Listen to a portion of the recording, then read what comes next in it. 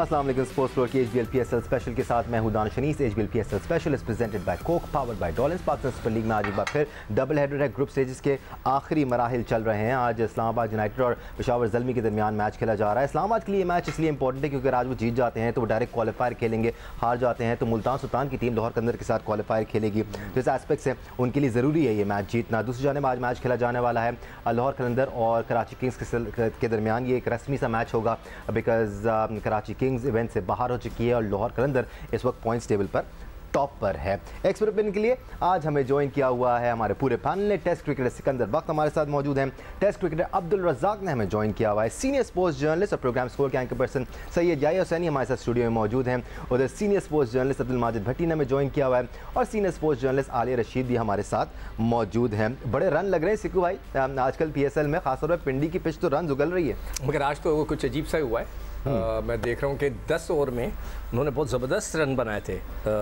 जो पेशावर की टीम थी उन्होंने 10 ओवर में 116 और एक खिलाड़ी आउट। तो इसका मतलब है कि उनको अगले 10 ओवर के अंदर कम से कम 90 या 100 रन तो बनाने चाहिए थे, बनते भी हैं जिस तरह के बनते हैं। मगर उसके बाद वो कोलैप्स ही हो गए और 179 यानी 63 रन किए उन्होंने। आप बाकी मानदा जो 10 ओवर थे, दैट्स अमेजिंग। इतना बड़ा चेंज आया है, ये कैसे हुआ?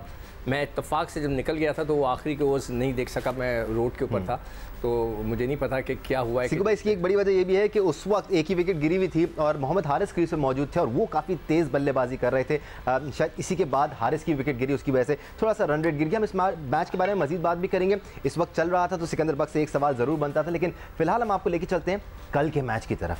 क्या मैच हुआ है? 515 रन बने एक दिन में, एक मैच में, और T20 की तारीख के सारे रिकॉर्ड टूट गए। ना सिर्फ दोनों इनिंग्स में जो स्कोर हुआ ना सिर्फ वो रिकॉर्ड ब्रेकिंग था, बल्कि क्वेटा ग्लैडिएटर्स का जो रिस्पांस था सेकंड इनिंग्स में, आज तक 253 रन T20 क्रिकेट में कभी नहीं बने थे। तो क्वेटा ग्लैडिएटर को भी ये क्रेडिट जाता है कि ज़बरदस्त परफॉर्मेंस दिखाई उन्होंने। वो अलग बात है क्वेटा ग्लैडिएटर्स अब प्लेऑफ्स तक क्वालिफाई नहीं कर पाएगी, लेकिन इस मैच में एक से बढ़कर एक परफॉर्मेंसेस हमें देखने को मिली।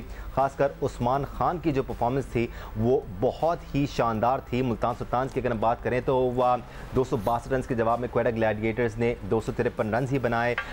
इससे कबल किसी एक टीम में, किसी भी टीम ने, किसी दो टीमों ने 515 रन नहीं बनाए थे। ये अब तक का सबसे ज़्यादा मजमूई टोटल था और बड़े रिकॉर्ड टूटे। हम उस्मान खान की बात कर रहे थे। उस्मान खान ने कल 23 तरीन सेंचुरी स्कोर की पाकिस्तान सुपर लीग की तारीख की और इवेंचुअली 43 बॉल्स पर 120 रन बनाए। मैचेस शायद रोज़ाना देखने का मौका नहीं मिलता आपको, लेकिन एक हफ्ते के अंदर कुछ दो इस किस्म के मैचेस हमने देख लिए हैं। या ऐसा ही है बिकॉज इससे पहले भी जो मैच खेला गया उसमें भी 250 से ज़ायद रन लगे और वो ऑलमोस्ट चेज भी हो गए थे। मैं दानिश ये देख रहा था, आपने बिल्कुल दुरुस्त फरमाया कि एक रिकॉर्ड साज मैच, और कल का मैच जिसने मिस किया, हम तो बात कर रहे थे कोयटा और ज़ल्मी के मैच की, उससे भी 2 हाथ बढ़कर ये मैच हुआ।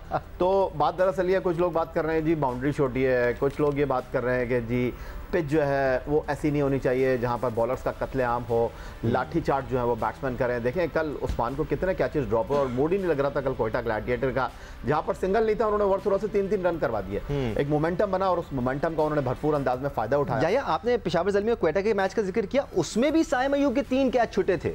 तो एक प्लेयर के अगर 3 कैच छुटेंगे तो फिर रन तो लगेंगे। देखें दानिश, ये पार्ट एंड पार्सल है, खेल में कैच भी छूटते हैं, बैट्समैन बोल्ड भी होते हैं, नो बॉल भी होती है, नो बॉल के ऊपर आप आउट भी हो जाते हैं, फिर डिसीजन जो रिवर्स हो जाता है, ये सारी चीज़ें चलती हैं। देखिए T20 क्रिकेट में जो टिकट लेकर आता है वो विकेटें उड़ती हुई देखने के लिए नहीं आता, वो चाहता है छक्के और चौके देखने के लिए।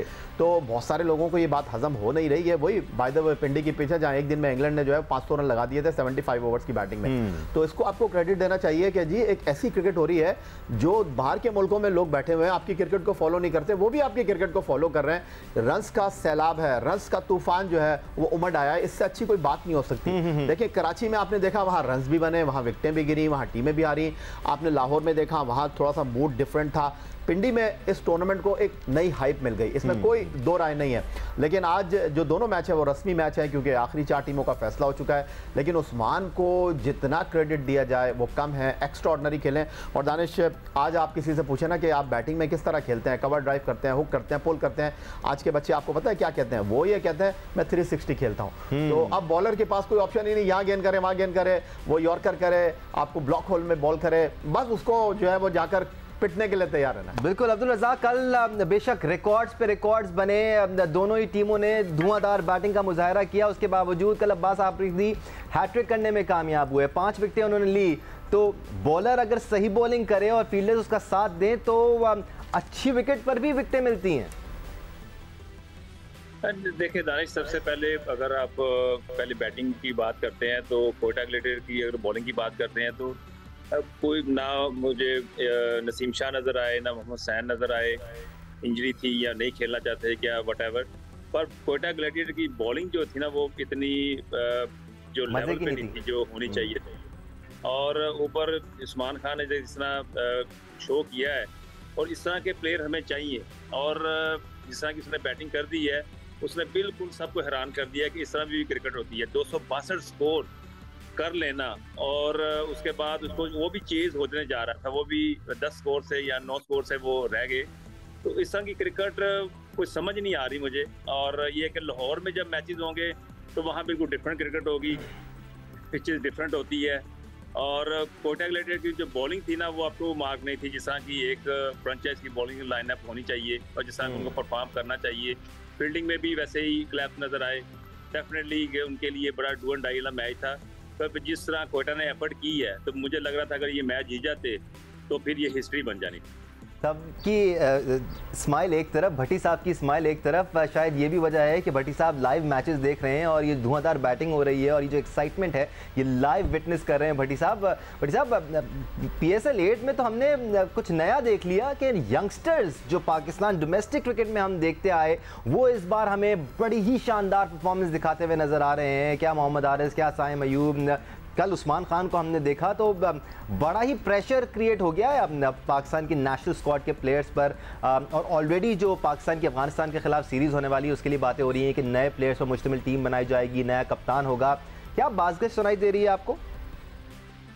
जी हाँ दानिश, पाकिस्तान क्रिकेट बोर्ड और चीफ सेलेक्टर हारून रशीद इस नुक्ते पर बड़ी संजीदगी से गौर कर रहे हैं कि बाबर आजम और मोहम्मद रिजवान को अफगानिस्तान के खिलाफ 3 T20 इंटरनेशनल में रेस्ट देकर शाहीन शाह अफरीदी को कप्तान बनाने का तजर्बा किया जाए। लेकिन वो थोड़ा सा अंडर प्रेशर भी हैं, मीडिया से भी डर रहे हैं, हार से भी डरते हैं कि अफगानिस्तान की टीम, अगर आपको याद हो कि एशिया कप में तकरीबन अफगानिस्तान पाकिस्तान से मैच जीत गया था अगर नसीम शाह आखिर में 2 छक्के ना मारते। तो कल तकरीबन 3:30 बजे प्रेस कॉन्फ्रेंस करेंगे हारून रशीद साहब यहाँ लाहौर में, उस वक्त अनाउंस होगा। लेकिन अभी तक जो मैं सुन रहा हूँ या थोड़ा ज्यादा बाखबर है, डबल माइंडेड है। नसीम शाह अनफिट है, हारिस रऊफ को भी आराम देना चाह रहे हैं, साइम अयूब टीम में वापस, बल्कि साइम अयूब पहली बार टीम में आएंगे, एहसानुल्लाह पहली बार टीम में आएंगे, आजम खान कमबैक करेंगे। लेकिन जो बात हो रही है ना उस्मान खान की, ये भी बड़ी इंटरेस्टिंग कहानी है।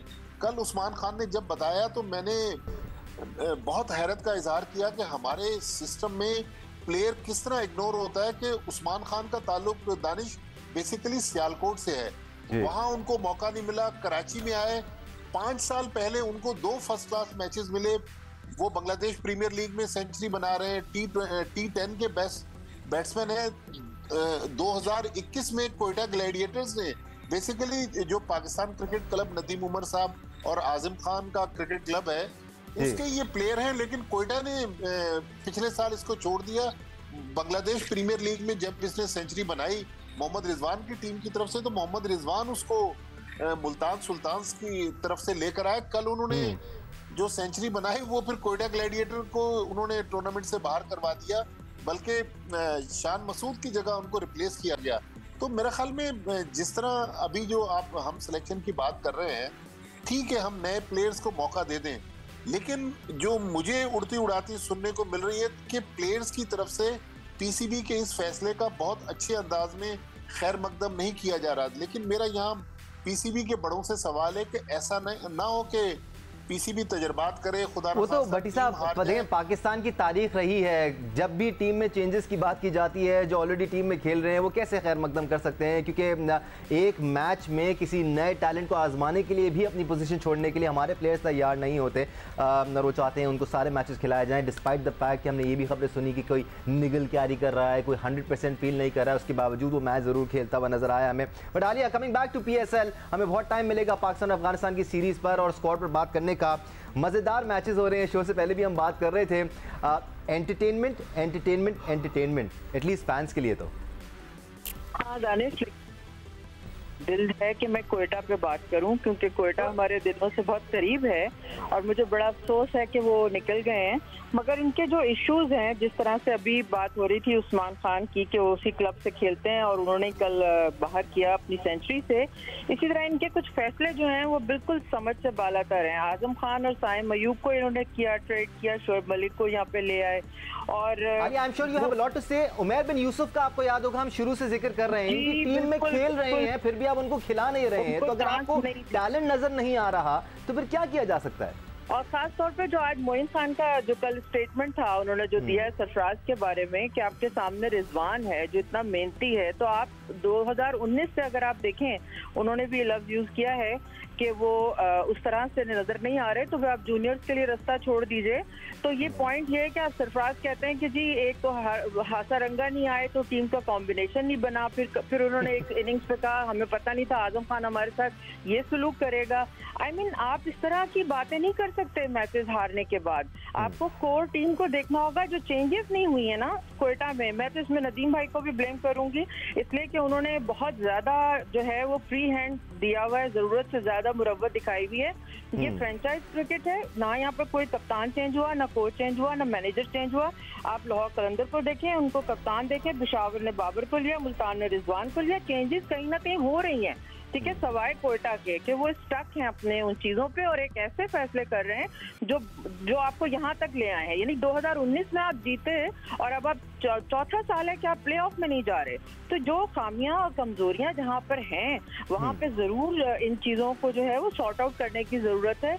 और अगर तो कप्तान को आपने मुकम्मल फ्री हैंड दिया हुआ था तो फिर उनसे वो जवाब दें, अगर वो नहीं है तो फिर मोइन खान से भी पूछना चाहिए कि असल में जो हमारे बड़े प्लेयर्स है ना, ये सिर्फ ji Aliya, I think that sums it up perfectly कि क्वेटा का इस साल क्या हाल रहा है और क्यों रहा है। आपने बिल्कुल बेहतरीन अंदाज में समराइज कर दिया। हम अपने एक्सपर्ट्स को आज के 2 मैचेस पर भी ऑन बोर्ड लेंगे, आगे क्या होता हुआ नजर आ रहा है, कौन सी टीम सबसे ज़्यादा तगड़ी नजर आ रही है, इस पर भी अपने तमाम एक्सपर्ट से बात करेंगे। आप देख रहे हैं HBL PSL special presented by Coke powered by Dawlance. जल्दी से एक ब्रेक लेके वापस आएंगे, फिर दीगर एक्सपर्ट से बात करेंगे। हमारे साथ रहेंगे। Welcome back once again to sports flow HBL PSL special. इस वक्त मैच खेला जा रहा है इस्लामाबाद यूनाइटेड और पेशावर ज़ल्मी के दरमियान, और इस्लामाबाद यूनाइटेड की 3 विकेटें गिर चुकी हैं ऑलरेडी, बट कॉलिन मंरो और गुरबाज खान इस वक्त क्रीज पर मौजूद हैं और थोड़ी सी पेस बढ़ाने की कोशिश कर रहे हैं। रज़ाक, इसी तरह खेलती है इस्लामाबाद यूनाइटेड की टीम, खुलकर खेलती है, चाहे आगे पीछे विकेटें गिरती रहें, तो अभी भी गेम में है और जीत सकते हैं। डेफिनेटली देखें 179 डे में मैच जो है थोड़ा सा इजी हो जाता है, जैसे रात में स्कोर हो रहा है, डे में और ज़्यादा स्कोर होता है क्योंकि पिच इवन होती है, ना कोई लाइट्स का ना ड्यू का फर्क पड़ता है। तो अब ये कि सारा प्रेशर वाली गेम है, अगर ये डेफिनेटली आजम खान नहीं खेल रहे तो इनको थोड़ा सा नुकसान होगा, पर फिर भी इनके पास इतनी डेप्थ है, आसफ अली भी फॉर्म में है और मुझे उम्मीद है कि इस्लामाबाद को ये मैच ले जाएगी। ठीक है, बड़ी साहब आजम खान का जिक्र किया अब्दुल रज़ाक ने, क्या अपडेट है उनकी? इनकी छोटी उंगली में बॉल लगी थी, क्या अपडेट है आपके पास? दानिश, मेरी परसों जब उनसे मुलाकात हुई थी तो स्वेलिंग तो थी उनकी उंगली पे, लेकिन मेरे ख्याल में प्लेऑफ तक, चूंकि अभी प्लेऑफ में तकरीबन 2 दिन का आज के बाद मजीद गैप है, तो मुझे लग रहा है कि प्लेऑफ तक आजम खान फिट हो जाएंगे। और आजम खान का फिट होना और परफॉर्म करना मेरे ख्याल में इस्लामाबाद के लिए बहुत ज़्यादा इंपॉर्टेंट है, क्योंकि उनकी मिडिल ऑर्डर बैटिंग में इस पूरे टूर्नामेंट में आप देखें जहां बीच में मिडिल ऑर्डर बैटिंग फंसती रही वहां आजम खान ने उसको निकाला। और जिस मैच में आजम खान अनफिट हुए वहां देखें कि इस्लामाबाद की टीम बिल्कुल वन साइडेड मैच हार गई। तो बिल्कुल ऐसा ही है, क्योंकि नीचे से काफी ऊम प्रोवाइड करते हैं आजम खान का इसलिए भी मैंने सवाल किया भट्टी साहब, क्योंकि मुझे इस्लामाबाद यूनाइटेड की उनकी टेंशन नहीं है, उनके लिए बात हो रही है कि वो नेशनल टीम के लिए भी उम्मीदवार हैं, इसलिए मैंने उनका सवाल किया कि वो उस वक्त तक तो फिट हो जाएंगे। या एक अच्छा ऑप्शन है आजम खान पाकिस्तान के लिए, अगर उनका नाम आता है डाउन दी ऑर्डर आपको वो ऊम प्रोवाइड कर सकते हैं जिसकी पाकिस्तान तलाश कर रहा है काफी अरसे से। दानिश, सिर्फ आजम खान नहीं, रिजवान की जगह 3 विकेट कीपर्स को T20 स्क्वाड का हिस्सा बनाया जा रहा है। तीनों तगड़े हैं। पेशावर ज़ल्मी के हसीबुल्ला, आजम खान इस्लामाबाद यूनाइटेड के, और पेशावर ज़ल्मी के ही मोहम्मद हारिस, और एक विकेट कीपर जो है एज ए विकेट कीपर खेलेगा, दूसरा wicket keeper as a batsman खिलाने की जो है वो सोच इस वक्त जहन में मौजूद है। और दूसरी तरफ अगर मैं आपसे ये कहूँ कि क्या पाकिस्तान क्रिकेट बोर्ड कोई दबाव में है कि रिजवान और सरफराज को ड्रॉप करने के हवाले से या उनको आराम करवाने के हवाले से, तो सिर्फ रिजवान और बाबर नहीं, नसीम शाह भी अफगानिस्तान के खिलाफ सीरीज़ के लिए आराम करेंगे। और दूसरी तरफ मैं आपसे ये बताऊं कि कम से कम 10 खिलाड़ी जो कि ICC वर्ल्ड T20 स्क्वाड का हिस्सा थे पिछले साल, वो पाकिस्तान की टीम में नहीं होंगे। और जहाँ तक ये बात हो रही है कि जी पाकिस्तान टीम के लिए क्रूशल सीरीज़ है, हम अफगानिस्तान से हार गए तो क्या होगा, तो बड़ा क्लियर है पाकिस्तान क्रिकेट बोर्ड का स्टांस कि भाई बात दरअसल ये, आप ICC वर्ल्ड T20 में पर्थ में जिम्बाब्वे से हारे हैं, आप एशिया कप में जो है बाबर आजम और रिजवान खेल रहे थे, ऑलमोस्ट आप हार गए थे अगर नसीम शाह 2 छक्के नहीं मारते। तो आपको जब बड़े फैसले करने होंगे तो फिर आपको इस चीज़ को भी एक्सेप्ट करना होगा कि नतीजा आपके अगेंस्ट हो सकता है। आप इन लड़कों को यहाँ मौका नहीं देंगे तो कब देंगे? ये बहस कितने देर से चल रही है? सवाल करूँ मैं, याया कि आज आपका मैंने एक ट्वीट पढ़ा था जिसके अंदर आपने एजेंट्स की बात की थी। जी सिकंदर बख्श साहब, इस हवाले से भी बहुत सीरियसली पाकिस्तान क्रिकेट बोर्ड जो है वो सोच रहा है, क्योंकि एजेंट का इशू ये है कि पाकिस्तान टीम के बेशतर खिलाड़ी जो हैं वो एक ही एजेंट के पास है। और माजी में माजिद भट्टी साहब भी ये बात करते रहे हैं कि अब से माजी में जो क्रिकेट बोर्ड था, चीफ सेलेक्टर जो थे वो सिर्फ एक ही एजेंट के खिलाड़ियों को जो है वो मुंतखब करते थे। और कहानी खुलेगी तो बहुत सारी चीज़ें सामने आएंगी। कमीशन वगैरह था क्या उसमें? नहीं, होता यह है कि एजेंट के साथ खिलाड़ी एसोसिएट होते हैं और फिर वो जो एक ग्रुप बन जाता है, उसी ग्रुप के लड़के खेल रहे होते हैं। उन्हीं की राह हमवार हो रही होती है, उन्हीं का केस लड़ा जा रहा होता है। छोटी सी परफॉर्मेंस पर भी एक हफ्ता उनकी सोशल मीडिया पर पजीराई होती रहती है। वो अलग बात है कि उसी मैच में जैसे अभी बहुत सारे लोगों को डिफेंड किया जा रहा है। बिल्कुल बिल्कुल ऐसा ही है। और पुरानी फुटेजेस निकाल के उनकी शेयर की जा रही है। तो ये सारे काम हुए हैं जो अच्छे एजेंट्स करते हैं। वाकई में या कहना पड़ेगा अच्छे एजेंट्स हैं वो, जब ही उन्होंने उनको 4-4, 5-5 साल पाकिस्तान रखा है। नहीं, वो सिर्फ मैं आपको दानिश बताऊं, वो सिर्फ एजेंट जो है ना, वो सिर्फ खिलाड़ियों को मैनेज नहीं कर रहे और बहुत सारी चीज़ों को मैनेज कर रहे हैं। जिस तरह कल सिकंदर बख्श साहब मेरे शो में कह रहे थे कि भाई जिस तरह सियासत में जो है ना, आप किसी एक मखसूस पार्टी के बारे में कुछ कहते हैं, फिर देखिए आपके साथ क्या। अब्दुल रज़ाक, आपके पास भी ऐसा एजेंट होता तो शायद आप अभी तक खेल रहे होते। एजेंट का बड़ा रोल होता है और उस वक्त तो एजेंट सिर्फ क्रिकेट पे फोकस करता था। अभी तो ऑफ द फील्ड भी जितने भी मामला था उसमें एजेंट को एज ए सेक्रेटरी हो या कोई ऐसे कोई हेल्पर हो उसके लिए यूज किया जाता है। और बड़ा आपका भी है एजेंट? कोई एजेंट के भी मेरा एजेंट तो अभी कोई नहीं है। खुद ही ऑफर आती है तो फिर आगे से एजेंट बन जाते हैं, तो वो फिर आगे डील करते हैं। तो मैं आप रज़ाक साहब सिकंदर बख्श के बारे में सोचे इनको एजेंट रख लें अपना। एजेंट 007 मेरा फोन नंबर। जी भाई साहब, देखिए पाकिस्तान में एजेंट्स का रोल माजी में भी बहुत भयानक रहा है। 2010 का जो फेमस स्पॉट फिक्सिंग स्कैंडल था, उसमें जो मरकजी किरदार थे वो भी उससे पहले प्लेयर्स के एजेंट थे। तो इसका मतलब है कि ये एजेंट जो है it's not a good news for Pakistan cricket. ठीक है, आलिया रशीद भी हमारे साथ मौजूद है। आलिया, ये जो पाकिस्तान और अफगानिस्तान की सीरीज़ है, इससे मुतालिक भी आपका पॉइंट ऑफ व्यू शामिल कर लेते हैं। इससे पहले भी हम नहीं पूछ पाए थे आपसे, बट अच्छा है कि यंगस्टर्स को मौका मिल रहा है। अच्छा है कि जो यंग लड़के परफॉर्म कर रहे हैं, अपने आप को मनवा रहे हैं, उनके बारे में सोचा जा रहा है एटलीस्ट। होता है के जरिए आप अपने यंगस्टर्स को ग्रूम करते हैं या उनको चांसेस देते हैं। लेकिन प्रॉब्लम सिर्फ ये है कि पाकिस्तान क्रिकेट बोर्ड को ये देखना है कि वो जो इनसिक्योरिटीज सीनियर प्लेयर्स में आती हैं उनको आपने कैसे रेक्टिफाई करना है। लोग बिला वजह खौफजदा नहीं है, हो सकती है, बिला वजह नाराज नहीं है। उनको पता है कि एक दफा ड्रॉप होता है तो चीजें हाथ से निकल जाती हैं, क्योंकि ऊपर से लेकर नीचे तक जब आपका स्ट्रक्चर डिसऑनेस्टी पर खड़ा होगा और प्रोफेशनलिज्म नहीं होगा तो ऐसा ही होगा। आप इस नौजवान की बात सुन के मुझे इतना अफसोस हो रहा था, ये उस्मान खान की, जिसने फास्टेस्ट जी यहाँ पता ही नहीं, एक सीजन आपने खेलना है, फिर दूसरा सीजन तुम्हें यूएई से खेला कि शायद मुझे वहां से चांस मिल जाए। तो किस रूट से होके आ रहा है, तो टैलेंटेड लोग तो बिखरे पड़े हैं। अब उनको चैनलाइज करना और उनका सिलेक्शन ईमानदारी से करना, ये नीचे के सिस्टम से जब तक चीजें ठीक नहीं होंगी। अनफॉर्चुनेटली आलिया, हमारा टाइम भी पूरा हो गया है, और कितनी अनफॉर्चुनेट बात है, जैसे आप कह रही हैं आलिया, टैलेंट बिखरा पड़ा हुआ है, पोटेंशियल जाया हो रहा है 5-5, 6-6 साल से, और पिछले 3 साल से ये बातें होती रही सिकंदर वक्त कि हमारे पास तो लड़के ही नहीं है, हमने टीमें इसलिए कम कर दी। नहीं, ये हर साल लड़कों के साथ होता रहा है कि उसमें कोई नई चीज नहीं है कि जो उस्मान कह रहे हैं। उस्मान ने 2 फर्स्ट क्लास मैच खेले, सिर्फ 39 रन है, उन्होंने 19 T20 खेले, 550 रन है उनके। ठीक है सर, अनफॉर्चुनेटली टाइम खत्म हो गया। सिकंदर बहुत शुक्रिया, याहिया हुसैनी बहुत शुक्रिया, अब्दुल माजिद भट्टी, अब्दुल रज़ाक का, आलिया रशीद, आप सबका शुक्रिया। आपका शुक्रिया देखने के लिए। आज एक मैच चल रहा है, एंजॉय करें, उसके बाद एक और मैच होना है, उसके बाद फिर हम क्लाइमैक्स की तरफ बढ़ेंगे। आज के लिए इतना ही, अल्लाह हाफ़िज़।